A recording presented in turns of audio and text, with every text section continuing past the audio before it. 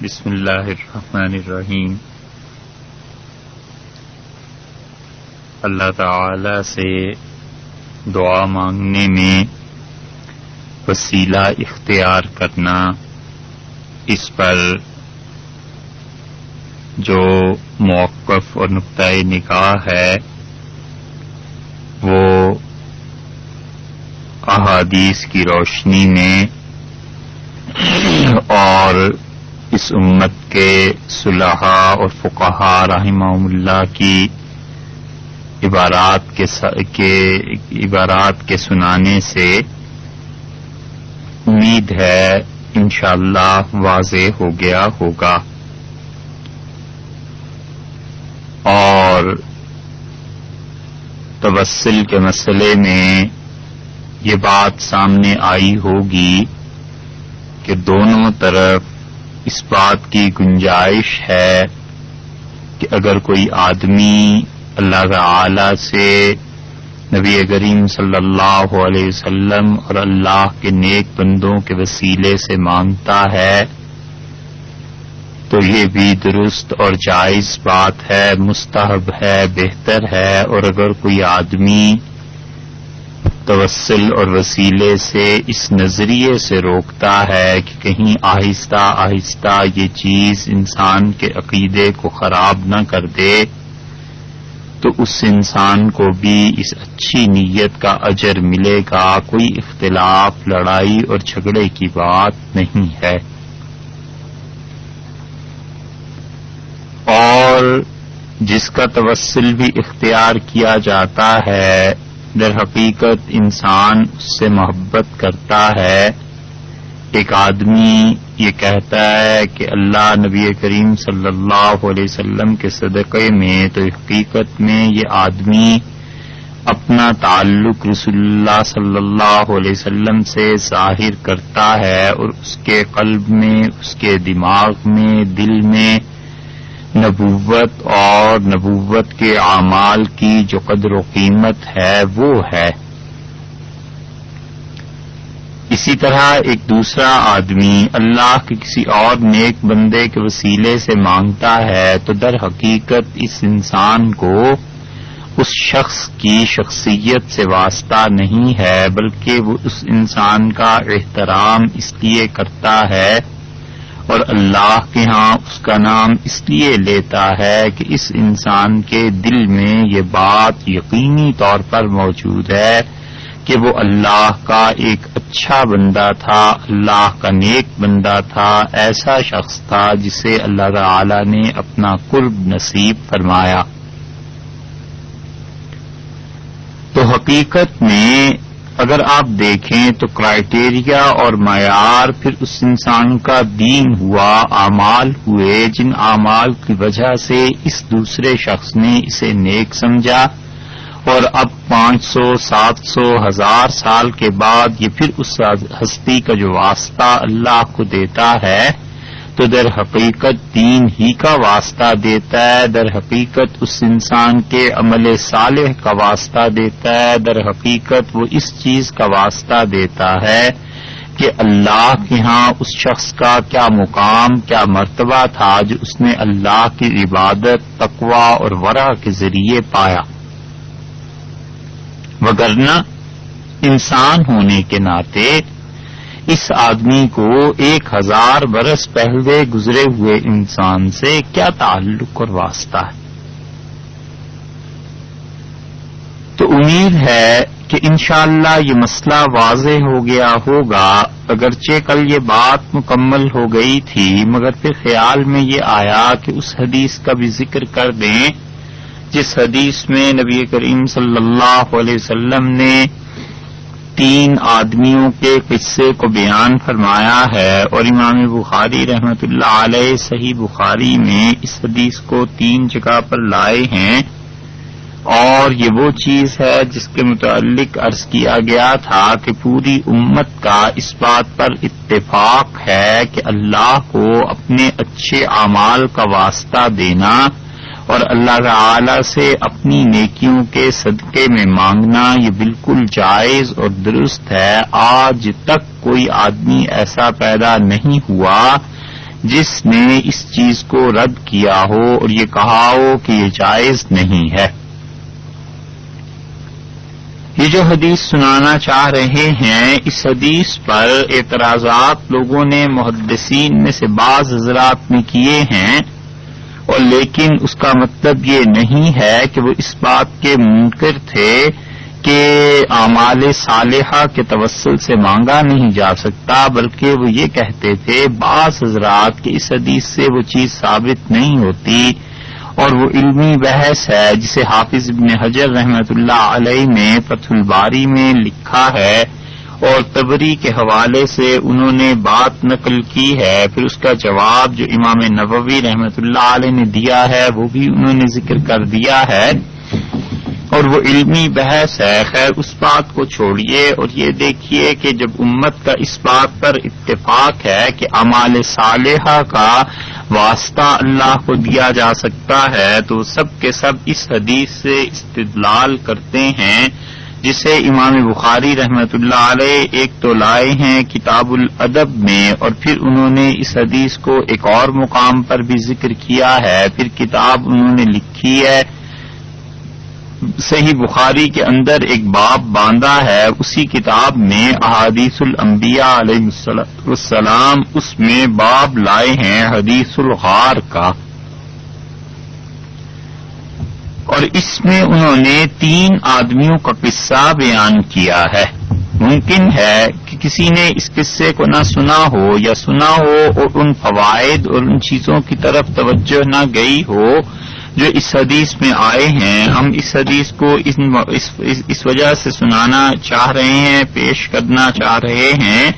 کہ یہ ایک طرح کی ایک چھوٹی سی کہانی بھی ہے۔ کہانی اس سینس میں نہیں کہ لیاذ باللہ یہ کوئی جھوٹ ہے، یہ تو نبی پاک صلی اللہ علیہ وسلم کا کلام ہے، ان کے فرمودات عالیہ ہیں، تو یہ بات اگر ذہن میں رہے تو یہ بچوں کو سنائی بھی جا سکتی ہے، کچھ مختصر کر کے بھی اور مناسب الفاظ میں، جتنا جس بچے کی سمجھ اور عقل میں بات آ جائے۔ اور حدیث میں جو چیز آئی ہے، جو متن ہم آپ کے سامنے بیان کر رہے ہیں، یہ اس میں یوں سمجھ لیجئے کہ اعمال کے توسل سے جو مانگنا ہے اس کی اصل میں یہ حدیث آئی، جیسے کہ ابھی کہا تھا، تو حدیث الغار اسے کہتے ہیں، یعنی غار کے متعلق جو بات رسول اللہ صلی اللہ علیہ وسلم نے ارشاد فرمائی، اور اس حدیث کو ہم نقل کر رہے ہیں امام بخاری رحمۃ اللہ علیہ کی اس باب احادیث الانبیاء سے، اور فتح الباری سے نقل کرتے ہیں 6 جلد میں۔ حافظ ابن حجر رحمۃ اللہ علیہ نے اس حدیث پر بڑا تفصیل سے کلام کیا ہے، اور جو روایت ہے وہ حضرت عبداللہ ابن عمر رضی اللہ عنہما کی ہے، اور عبداللہ ابن عمر رضی اللہ عنہما یہ بیٹے ہیں حضرت عمر رضی اللہ عنہ کے، اور جب حضرت عمر رضی اللہ عنہ نے اسلام قبول کیا تھا تو یہ اس وقت بھی اس عمر کے تھے، بچے تھے، لیکن اتنا کچھ سمجھتے تھے کہ کوئی بات پیش آ گئی ہے مکہ مکرمہ میں، اور پھر اسی طرح یہ احد میں حاضر ہوئے تھے، اور رسول اللہ صلی اللہ علیہ وسلم نے انہیں واپس بھیج دیا تھا ان کی کم عمری کی وجہ سے، اور پھر یہ آئے تھے خندق میں، اور حضرت صلی اللہ علیہ وسلم نے خندق میں انہیں شرکت کی اجازت دی تھی، اور عبداللہ ابن عمر رضی اللہ عنہ کے متعلق ہی رسول اللہ صلی اللہ علیہ وسلم نے فرمایا تھا ان کے ایک خواب کی تعبیر پوچھنے پہ کہ عبداللہ بڑا اچھا لڑکا ہے، اگر یہ رات کو تہجد پڑھا کرے، تو ابن عمر رضی اللہ عنہ اس کے بعد ساری زندگی تہجد پڑھتے ہی رہے۔ یہی حدیث حضرت عقبہ ابن عامر رضی اللہ عنہ کی روایت میں بھی آئی ہے، یہی حدیث حضرت انس رضی اللہ عنہ نے بھی نقل کی ہے، تو یہ جو آپ کو سنا رہے ہیں یہ تو حضرت عبداللہ ابن عمر رضی اللہ عنہ کی روایت ہے، اور عقبہ ابن عامر رضی اللہ عنہ کی روایت جو طبرانی میں آئی ہے اس میں یہ ہے کہ بنی اسرائیل کے یہ 3 آدمی تھے، جبکہ عبداللہ ابن عمر رضی اللہ عنہ یہاں یہ کہتے ہیں کہ رسول اللہ صلی اللہ علیہ وسلم نے ارشاد فرمایا کہ 3 آدمی ایک مقام پر سفر کر رہے تھے اور بارش شروع ہو گئی شدید، اور یہ جا رہے تھے اپنے گھروں کی طرف واپس، حضرت انس رضی اللہ عنہ کی روایت جو مسند احمد میں آئی ہے اور مسند ابی یعلا میں بھی آئی ہے، اس میں بھی یہ آیا ہے اور یہاں بھی یہ لفظ آئے ہیں کہ ان تینوں نے کیا کیا، فآبوا الی غار، ایک غار میں پناہ لی. انہوں نے کہا بارش سے بچنے کا کچھ راستہ طریقہ، تو ایک غار نظر آیا اور تینوں اس میں چلے گئے. اب جب یہ اندر پہنچے ہیں غار کے اور جا کہاں رہے تھے، ایک روایت میں یہ آیا ہے کہ یہ جا رہے تھے اپنے گھر کو واپس، تو اس غار میں داخل ہونے کے بعد یہ انتظار میں تھے کہ بارش کم ہو یا یہ کہ یہاں رات گزاریں اور صبح اٹھ کے چلے جائیں گے. تو غار میں داخل ہونے کے ساتھ بعد میں کچھ دیر میں ایک پتھر گرا اور ایک روایت میں یہ آیا ہے کہ اللہ کے خوف سے وہ پتھر گر گیا. یہ پہاڑوں میں جو رد و بدل ہوتا ہے اس کے کئی ایک اسباب اور وجوہ ہوا کرتی ہیں. دنیا میں کوئی بھی فعل جو قائم ہوتا ہے اس کے کئی ایک سبب، اس کی ریزنز بہت سی ہوتی ہیں، اور انبیاء علیہ الصلوۃ والسلام اس ریزن، اس وجہ کو بیان کر دیتے ہیں جہاں تک عام انسانوں کی نگاہ نہیں پہنچتی. پتھر گرتے ہی ہیں. آپ کسی جیولوجسٹ سے پوچھیں کہ یہ کیا عمل ہے، وہ پوری سائنس اور تھیوریز کی بیان کرے گا، وہ ٹھیک کہتا ہے. اور ایک چیز ایسی ہے جس تک ساری سائنس کی نظر نہیں پہنچ سکتی، اور وہ یہ ہے کہ کبھی کبھی پتھر اللہ کے خوف سے بھی گر جاتے ہیں. قرآن پاک میں بھی آیا ہے. اللہ تعالی نے ایک جگہ اور بھی بات ارشاد فرمائی ہے. سورہ بقرہ کے علاوہ اللہ نے فرمایا ہے کہ اگر ہم اس قرآن کو کسی پہاڑ پر نازل کرتے تو تم دیکھتے کہ وہ اللہ کے خوف سے، خدا کے رعب سے ٹکڑے ٹکڑے ہو جاتا. حضرت موسیٰ علیہ الصلوۃ والسلام کے قصے میں بھی آیا ہے. تو یوں بھی ہوتا ہے. تو انبیاء علیہ الصلوۃ والسلام بھی ایک وجہ بتا دیتے ہیں. اس کا یہ مطلب نہیں ہے کہ باقی چیزوں کی وہ نفی کرتے ہیں، بلکہ وہ بتاتے ہیں کہ دیکھو کائنات میں ہر چیز کے اسباب، ہر چیز کی وجوہ اور اصل تک پہنچنا ہر آدمی کے بس کی بات نہیں ہے. تو ایک وجہ کبھی یہ بھی ہو جایا کرتی ہے تاکہ انسان کا ذہن ہر حادثے اور ہر خوشی میں اللہ کی طرف متوجہ ہو جائے کہ اللہ تعالی کے قبضے میں ہے، اس نے یہ کام کیا ہے. تو وہ پتھر اللہ کے خوف سے گرا، یہاں تک کہ غار کا منہ بند ہو گیا اور یہ تینوں اندر گر گئے اور روشنی اندر جانا بھی ختم ہو گئی. اب یہ پریشان اور ایک دوسرے سے بات کر رہے ہیں اور کہتے ہیں کہ کریں کیا. تو ایک روایت میں آتا ہے حضرت موسیٰ ابن عقبہ کی روایت میں کہ انہوں نے آپس میں بات چیت کی اور انہوں نے کہا کہ کوئی اپنا عمل ڈھونڈو جو تم نے خالصتاً اللہ کے لیے کیا ہو. مسلم کی روایت میں بھی یہ لفظ آئے ہیں کہ ایسا عمل ڈھونڈو جو اللہ کے لیے کیا ہو. ادعو اللہ بہا، اور اس عمل کے واسطے سے خدا سے مانگو. کوئی ایسی نیکی کی ہو جس کا واسطہ آج دو اللہ کو اور مانگو خدا سے. اور ایک جگہ یہ آیا ہے کہ اللہ تعالی سے مانگو اپنے اس عمل کے ذریعے جو اچھے سے اچھی نیکی تم نے دنیا میں زندگی میں اپنی کی ہے. یہاں صحیح بخاری کے لفظ یہ ہیں کہ انہوں نے کہا اللہ کی قسم یہ آج کا دن ایسا ہے، یہ اب جو بارش ہوئی ہے اور پتھر گرا ہے، سوائے سچائی کے اس مقام پر کوئی چیز نفع نہیں دے گی. باہر سے یعنی روشنی آنا بند ہو گئی ہے اور اندر ہم گھر گئے ہیں. تو پھر اس طرح کرو کہ ہر آدمی ہم میں سے جو چیز سچائی کے ساتھ نیکی اپنی جانتا ہے نا، اس نیکی کا واسطہ دے. اس سے معلوم ہوتا ہے کہ سچائی کتنے کام کی چیز ہے اور سچائی اور اخلاص انسان کو کن کن مصائب سے نجات دے دیتی. اسی لیے ایک حدیث میں آیا ہے کہ رسول اللہ صلی اللہ علیہ وسلم نے فرمایا تمہارے لیے ضروری ہے کہ سچ بولو، اس لیے کہ سچائی جنت کی طرف لے جاتی ہے اور آدمی سچ بولتا رہتا ہے یہاں تک کہ اللہ کے ہاں صدیق، بہت سچ بولنے والا لکھ دیا جاتا ہے. اور یہ ضروری ہے کہ جھوٹ سے بچو، اور جھوٹ جہنم میں لے جاتا ہے. اور ایک آدمی جھوٹ بولتا رہتا ہے حتیٰ کہ اللہ کے ہاں کذاب، پرلے درجے کا جھوٹا، یہ لکھ دیا جاتا ہے.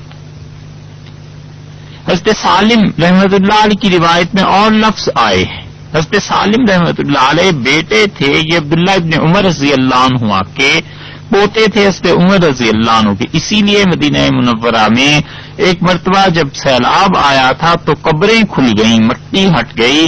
اور ایک پاؤں ظاہر ہو گیا تھا قبر سے، تو لوگوں میں طوفان مچ گیا اور مدینہ منورہ میں چیخ و پکار پڑ گئی کہ حضرت صلی اللہ علیہ وسلم کا قبر مبارک میں سے مٹی ہٹ گئی ہے اور پاؤں ظاہر ہو گیا ہے. تو سالم رحمۃ اللہ علیہ تشریف لائے مسجد نبوی میں اور انہوں نے قبریں دیکھی تھی، پہلے ہمیشہ ہی دیکھتے تھے لوگ، تو انہوں نے کہا پاؤں دیکھ کر کہ میرے دادا حضرت عمر رضی اللہ عنہ کا پاؤں ہے. ان کی روایت میں یہ آتا ہے کہ والد نے یہ کہا، غالباً حضرت عبداللہ ابن عمر رضی اللہ عنہ ہی کے متعلق فرمایا ہوگا. عبداللہ ابن عمر رضی اللہ عنہ تو یقیناً ان کے والد تھے، یعنی غالباً روایت انہی سے لی ہوگی انہوں نے. تو انہوں نے کہا کہ دیکھو، انہوں نے بات کی اور انہوں نے کہا آج کے دن کوئی چیز نجات نہیں دے سکتی سوائے اس اخلاص والی نیکی کے جو تم نے کی ہو. حضرت انس رضی اللہ عنہ کی روایت میں لفظ آئے ہیں کہ انہوں نے کہا پاؤں کے نشانات مٹ گئے ہیں، یعنی بارش جو ہو رہی ہے اس نے پاؤں کے نشانات بھی ختم کر دیے ہوں گے. باہر کوئی ہمیں ڈھونڈنے نکلے گا کہ کہاں گئے وہ 3 مسافر تو مر جاؤ گے، پتہ ہی نہیں چلے گا. اور پتھر غار کو اس نے بند کر دیا ہے. اور آج یہ جس جگہ پہ تم ہو نا، بے مکانکم، یہ جس جگہ پہ ہم کھڑے ہیں، الا اللہ، سوائے اللہ کے کوئی نہیں جانتا کہ دنیا میں ہم کہاں ہیں. تو دیکھو اللہ سے مدد مانگو ان اعمال کے توسل سے، واسطے سے جو اچھے عمل تم نے کیے. مسند بزار کی روایت میں آیا ہے کہ وہ آپس میں باتیں کرنے لگے تینوں دوست، اور انہوں نے گھبراہٹ میں ایک دوسرے سے کہا کہ اپنے اچھے سے اچھے عمل پر غور کرو، کون سی اچھا کام تھا، نیکی تھی جو محض اللہ کے لیے کی ہو، اور شاید اللہ اس نیکی کی وجہ سے آج اس سے مجھے ہمیں نجات دے. اور حضرت نعمان رضی اللہ عنہ کی روایت میں آیا ہے کہ نبی کریم صلی اللہ علیہ وسلم نے یہ فرمایا تھا کہ انہوں نے کہا آج کے دن کوئی چیز تمہیں نجات نہیں دے سکتی سوائے کسی ایسی نیکی کے جو تم کرتے رہے ہو، تو اللہ سے مانگو. رسول اللہ صلی اللہ علیہ وسلم نے متعدد مرتبہ اس قصے کو بیان فرمایا ہوگا، اور جو صحابی رضی اللہ عنہ جس کو جو بات یا جملہ یاد رہا ہے انہوں نے اسی طرح روایت کر دی ہے. تو بات وہی ہوئی جو کہتے ہیں کہ نیکی کام آ جاتی ہے کبھی. تو انہوں نے کہا کوئی نیکی جو اللہ کے لیے کی ہوئی ہے اور اخلاص کے ساتھ کی ہوئی ہے، آج اللہ سے اس چیز کو مانگو. ایک ان میں سے دوست ان کا وہ دعا مانگنے لگا اور اس نے کہا کہ اللہم ان کنت تعلم انہ کان لی اجیر، اللہ آپ جانتے ہیں کہ میں نے ایک مزدور رکھا تھا اور اس سے میں نے کام کرایا اور اس سے طے یہ ہوا تھا کہ اسے چاول دوں گا اجرت میں. ایک جگہ تو یہ لفظ آئے، یہ صحیح بخاری کے الفاظ یہ ہیں کہ اللہ اگر آپ جانتے ہیں. اس پہ محدثین نے بحث کی ہے کہ اللہ تعالیٰ تو یقیناً جانتے ہیں، یہ اگر کا کیا مطلب ہوا؟ تو پھر وہ اس پہ کہتے ہیں اگر کا مطلب یہ ہے کہ اللہ آپ کے علم میں اگر میری یہ نیکی صرف تیرے لیے تھی تو خدا بندہ اس نیکی کے صدقے آج اس مصیبت سے نجات دے. اس نے کہا کہ اللہ میں نے کیا کیا تھا، اس مزدور سے اجرت طے کی تھی. ایک جگہ یہ آیا ہے چاولوں کا لفظ، اور ایک جگہ اسی صحیح بخاری کی ایک روایت میں آیا ہے کہ مکئی کا طے کیا تھا کہ مکئی جو ہے اس اناج پر اس نے طے کر لیا کہ یہ دونوں چیز یعنی ان میں سے کوئی ایک چیز دوں گا. اور یہ بھی ہو سکتا ہے کہ اس نے کئی مزدور رکھے ہوں، بعض سے کہا ہو کہ مکئی لے لینا، بھٹے لے لینا، اور بعض سے کہا ہو چاول لے لینا. اور اس کے سالم رحمۃ اللہ علیہ کی روایت میں یہ آیا ہے کہ اس نے کہا کہ اللہ میں نے مزدور رکھے تھے بہت سے اور میں نے انہیں اجرت دی تھی سوائے ایک شخص کے جو اپنی اجرت میرے پاس چھوڑ گیا تھا اور چلا گیا تھا. یہاں یہ لفظ آئے ہیں کہ فذهب وتركه، اللہ میں نے وہ جو مزدور رکھا تھا وہ چلا گیا تھا اور اپنی مزدوری میرے پاس چھوڑ گیا تھا. طبرانی کی روایت میں لفظ آئے ہیں حضرت صلی اللہ علیہ وسلم کے کہ اس آدمی نے اللہ تعالی سے عرض کیا کہ پروردگار میں نے کچھ مزدور رکھے تھے اور ان کے ساتھ یہ طے کیا تھا کہ میں ہر ایک کو آدھا درہم دوں گا. تو ممکن ہے آدھا درہم طے کیا ہو یا یہ طے کر لیا ہو کہ یا آدھا درہم لے لو یا اتنے چاول لے لو یا اتنی مکئی لے لو، کچھ بھی طے کیا ہوگا اس نے. اور اس نے عرض کیا اللہ تعالی کی بارگاہ میں کہ اللہ جب میں نے سب کو ان کے اجرتیں دے دیں تو دینی تھی شام کو، تو ایک آیا اور اس نے کہا کہ میں نے آج تمہارا اتنا کام کیا ہے جتنا 2 مزدور مل کے کرتے، تو دیکھو میں تم سے قہری اجرت نہیں لوں گا، دگنی دو اور مجھے پورا درہم دو اور باقیوں کو تم آدھا آدھا دو. تو وہ آدمی پھر مجھ سے لڑ کے چلا گیا. ایک جگہ آیا ہے کہ میں نے اسے آدھا درہم دینا چاہا تو اس نے انکار کر دیا، پھر چلا گیا. ایک جگہ یہ بھی آیا ہے کہ ایک مزدور آیا اصل میں دوپہر کو، یہ تو صبح سے کام کر رہے تھے نا، ان میں سے ایک مزدور دوپہر کو آیا اور اس نے کہا مجھے نوکری چاہیے. اس نے کہا تم اس جگہ پہ کام کرو ہمارا اور ہم تمہیں دے دیں گے. اور جب شام کو وہ مزدوری دینے لگا تو اس نے سب کو آدھی آدھی مزدوری صبح سے شام تک کی دی اور اسے آدھے دن کی مزدوری بھی اتنی دی جتنے پورے دن والوں کو ملی تھی. تو لوگوں نے اس سے حسد کیا اور کہا کہ اس نے آدھا دن کام کیا ہے اور اجرت تم اسے پوری دے رہے ہو. تو اس آدمی نے کہا اللہ کے بندو، میں نے تم پہ ظلم نہیں کیا، میں نے جو اجرت تمہارے ساتھ طے کی تھی وہ پوری کی. وَإِنَّمَا هُوَ مَالِي، یہ پیسے تو مجھے خدا نے دیے ہیں، میرے پاس ہیں اور میں جیسے چاہوں خرچ کروں. تو ایک مزدور جو تھا اسے بڑا غصہ آیا اور اپنی مزدوری چھوڑ کر وہ چل پڑا. اور اس اللہ کے بندے نے کیا کیا، انہوں نے اس کی وہ مزدوری جو تھی وہ چاولوں کی صورت میں تھی، انہوں نے وہ چاول زمین میں بیچ دیے، بیج ڈال دیا اور اس کی نگرانی کی اور پھر وہ اس سے فصل اگی. اور فصل سے انہوں نے کیا کیا، اس آدمی نے اسے بیچا. تو یہ کہتا ہے کہ اللہ آپ جانتے ہیں کہ وہ مزدور چلا گیا تھا اور میں نے اس کی فصل لگا لی تھی اور پھر میں نے اس فصل سے ایک بیل، ایک گائے خرید لی اور میں نے ایک آدمی بھی خرید لیا، آدمی بھی رکھ لیا جو ملازم تھا. تو وہ مزدور پھر کسی زمانے میں میرے پاس آیا اور پھر ایک روایت میں یہ آتا ہے کہ اس نے عرض کیا اللہ تعالی سے کہ پروردگار تو جانتا ہے کہ میں نے اس فصل کو بیچنے کے بعد اونٹ خریدا، ایک گائے خریدی، بکری خریدی اور آٹا خرید لیا اور پھر اتنی برکت خدا بندہ تو نے مجھے دی ہے کہ یہ سب کی سب چیزیں ہو گئیں اور من اجلک اللہ تیری وجہ سے میں نے یہ کیا تھا. کہ پھر وہ میرے پاس آیا اور اس نے مجھ سے کہا کہ وہ میری مزدوری دے دو کافی عرصے کے بعد. تو میں نے اس سے کہا کہ یہ گائے، یہ بکریاں اور یہ جتنی چیزیں تمہیں نظر آ رہی ہیں یہ تم لے جاؤ. اس نے کہا تم مجھ سے مذاق کرتے ہو، میری مزدوری تو بہت تھوڑی تھی. تو میں نے کہا کہ میں نے تمہارا مال جمع کیا تھا اور اس کی فصل لگا دی تھی، پھر اس سے جتنی آمدن ہوئی ہے وہ یہ ہے، تو میں تمہیں ساری کی ساری چیزیں دیتا ہوں. اور اللہ آپ جانتے ہیں کہ اگر میں اسے چاہتا تو اتنی اجرت دے دیتا جتنی وہ مجھ سے مانگنے آیا تھا. اور حضرت عبداللہ بن ابی اوفا رضی اللہ عنہ کی روایت میں آیا ہے کہ اس نے عرض کیا اللہ تعالی سے کہ اللہ تو جانتا ہے 10,000 درہم میں نے اسے دے دیے تھے.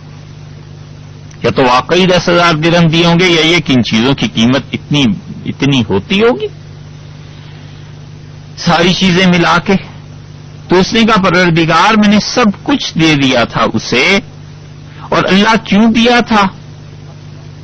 اس لیے دیا تھا کہ ابتغاء وجہک، میں چاہتا تھا تو مجھ سے راضی رہے، میرے ذمے کسی انسان کا حق باقی نہ رہے. طبرانی میں لفظ اس شخص کے یہ آئے ہیں کہ اس نے کہا پروردگار تو جانتا ہے میں نے کیوں سے دیا تھا، اس لیے کہ اس ڈر سے کہ قیامت میں کہیں میری پرسش نہ ہو جائے اور میں اللہ تیری خوشی چاہتا تھا. اور یہاں پر یہ لفظ آئے ہیں کہ میں نے اسے کہا کہ یہ سب کچھ لے جاؤ اور میں نے یہ ساری تجارت کی ہے، تو اس کے بعد وہ چل پڑا ان سب چیزوں کو لے کے، لیکن مجھے کہنے لگا کہ میری اصل اجرت جو تھی وہ تو کچھ چاول تھے. تو میں نے کہا یہ سب کچھ چیزیں ہیں، اور اللہ آپ جانتے ہیں کہ انی فعلت ذلک من خشیتک، اللہ میں نے یہ جو کچھ کیا تھا نا اس وجہ سے کہ تجھ سے ڈر لگتا تھا کہ تو بندوں کے معاملے میں پکڑ لے گا، میں کیا جواب دوں گا. حضرت نعمان رضی اللہ عنہ کی روایت میں اور لفظ آئے ہیں، اس نے عرض کیا یہ ساری باتیں کہیں ہوں گی اللہ سے، دعا جو مانگ رہا تھا جان پہ بنی ہوئی تھی، رجاء رحمتک، اللہ اس امید پہ سب کچھ کیا تھا کہ تو ایک دن مہربانی کرے گا، اور اللہ اس امید پہ کیا تھا کہ تو کہیں گرفت نہ فرما لے. تو پروردگار وہ نیکی مجھے یاد آتی ہے، وہ یقیناً تیرے لیے کی گئی تھی، اے اللہ اس نیکی کی توسل سے، اس نیکی کی وجہ سے پروردگار یہ آج کی مصیبت کو دور کر دے. تو رسول اللہ صلی اللہ علیہ وسلم نے فرمایا کہ اس کے اس دعا مانگنے کے بعد پتھر ہٹا، سرکہ اپنی جگہ سے، اور انہیں روشنی نظر آنے لگی، آسمان پہ ان کی نگاہ پڑنے لگی، مگر یہ کہ وہ نکل نہیں سکتے تھے. حضرت سالم رحمۃ اللہ علیہ کی روایت میں آتا ہے کہ اس نے کہا اللہ جس مصیبت میں آج گھر گئے ہیں خدا بندہ وہ نیکی تیرے لیے تھی، اگر میری نیت میں اخلاص تھا تو اللہ اس نیکی کے واسطے سے آج اس مصیبت کو دور کر دے. تو پھر وہ اس کے بعد ایک جگہ آیا ایک روایت میں کہ وہ پتھر پھٹ گیا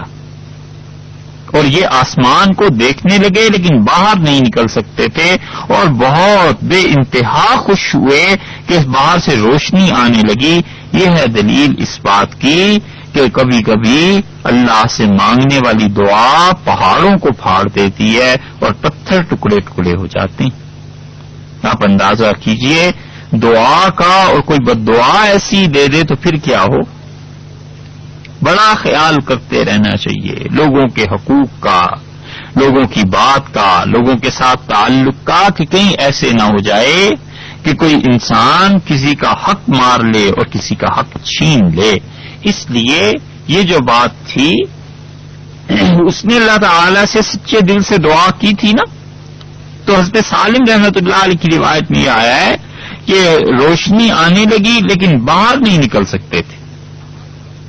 حضرت نعمان رضی اللہ عنہ کی روایت میں آیا ہے کہ انہیں روشنی آسمان نظر آنے لگا، روشنی اندر آنے لگی اور وہ باہر نکل نہیں سکتے تھے، بس اتنا کچھ تو ہو گیا. تو پتھر اپنی جگہ سے سرک گیا ہو، ٹکڑا اس کا ایک پھٹ گیا ہو، گر پڑا ہو، کچھ ہوا ہو، بہرحال اس سے معلوم ہوا کہ وہ جو اس نے اپنی نیکی کا واسطہ دیا تھا اللہ تعالی نے اس کی بات کو قبول فرما لیا، مان لیا. اور یہ دلیل ہے اس بات کی کہ انسان خالص اللہ کے لیے نیکیاں کرتا رہے. کوئی پتہ نہیں زندگی میں کس موقع پہ پھنس جائے، کہاں مصیبت اور پریشانی گھیر لے، تو اس دن کے لیے کوئی سرمایہ تو پاس ہونا چاہیے.